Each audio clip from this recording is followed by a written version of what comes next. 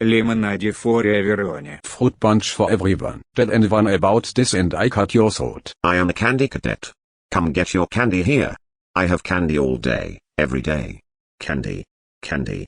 Candy. Return to Candy Cadet again, and maybe I will tell you a story. Now I will tell you a story.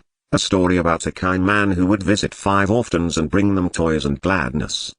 The man lived alone, and lived in fear that someone might break into the house of one of the 5 children, so he adopted all 5, and brought them together in one place, in his own home.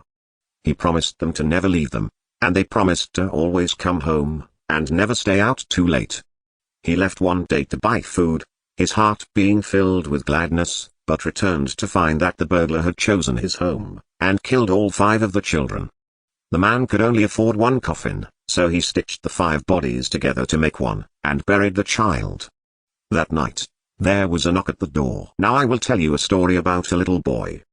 He had a red snake that he kept in a metal cage, whose hunger could not be satisfied. One day, the boy found 5 baby kittens outside his house. He brought them inside and kept them in a shoebox. He knew that the snake might kill them, but could not bring himself to get rid of the snake. He knew that if he chose one kitten to feed to the snake, it might be satisfied, but he could not choose. So, he went to bed, leaving the cage open. The snake went to the shoebox, chose a kitten at random, and ate it. After 5 nights had gone by, the boy was full of regret, and cut snake open. He pieced the remains together, and put the kitten back into the shoebox. Now I will tell you a story about a young woman who was sealed in a small room. In the room was a furnace, and 5 keys. She was told that each of the 5 keys would unlock one of 5 doors outside her room.